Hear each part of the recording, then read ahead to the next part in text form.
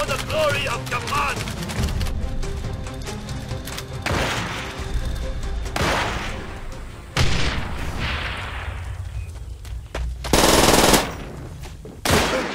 You like that?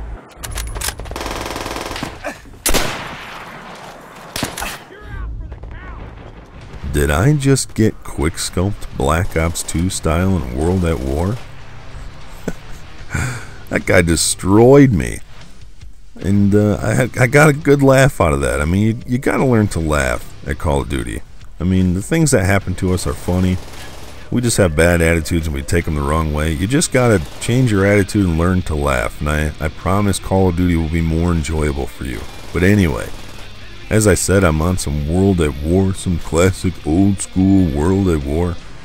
And most of you guys know I've been on the classic gaming kick lately. And I know World at War 2008 really isn't classic gaming, but I mean, it was like 4 Call of Duties ago. But I've been playing a lot of my retro systems, my Nintendo. I just ordered a Super Nintendo. I've been playing a lot of my Nintendo 64.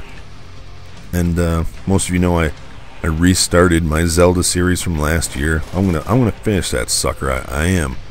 And then I also started a classic gaming series where I go back and I play all the old school games on their original systems. And it's just it's a blast, man.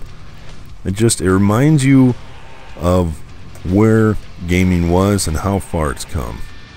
This game, I know it's not really a classic. I mean, 2008, but and I know I'm gonna get some hate for this. I would say World at War is probably closer to the bottom in the rankings of Call of Duty, in my humble opinion. You know, Treyarch has always had issues with hit detection and weapon balancing, and I don't think this game is any exception. But I love the old school war aspect. I wish they'd bring back an old school war. I know it was kind of overplayed at the time, but I just feel like these new school military shooters, they're just too intricate. They're too, I don't know, they're too crazy. And I feel like the older games were more, you know, they were simple. I mean, that's why I'm going back to my retro games. I feel like they're simple. They're fun to play because they're simple. You know, they have great function. And I mean, the games had to be finished back then because I mean, there was no after launch, post launch patches.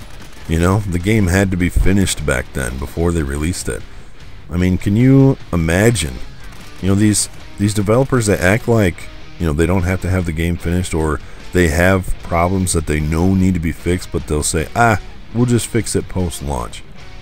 I mean, that's insane. Can you imagine if other areas of the industry did that? I mean, you'd have automakers telling you, oh yeah, this is a brand new car, but there's something wrong with the computer.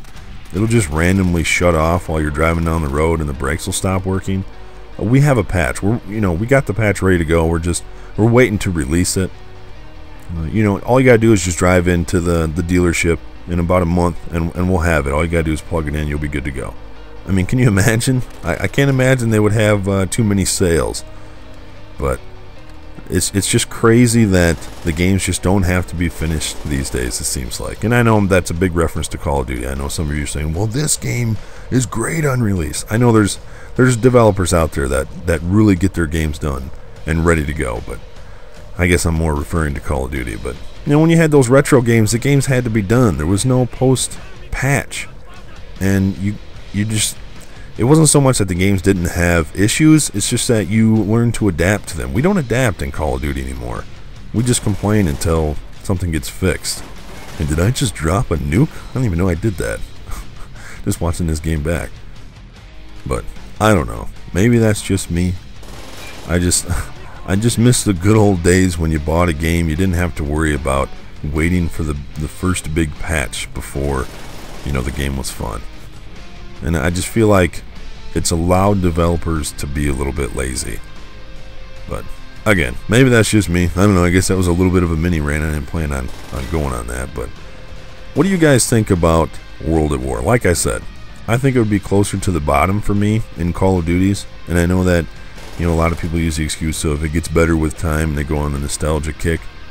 I mean, does this game just feel like it's more fun now because, you know, it's just the older game, the player base is smaller, maybe the players aren't as good? I mean, when people say oh, you like go back to those old Call of Duties because it's easier to get good scores. I mean, is that really what we're basing our fun on in Call of Duty, is what score we can put up? I mean, if that's true, we're in a lot of trouble, because we're never going to love Call of Duty the way we used to when we were noobs, when we didn't care.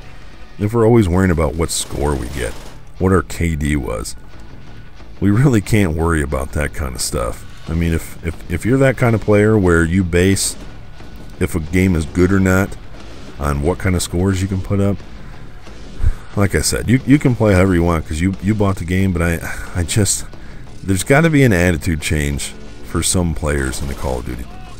I know that the games have their issues, but you know, back then we just adjusted. We made the best of it, and the games were fun. Let me know what you guys think on this topic. You know, this was kind of a rambling commentary. I got a little bit of free time to myself today, and I'm just relaxing. I'm gonna fire up my Nintendo and play some Super Mario. As always, guys, thanks for watching. Later.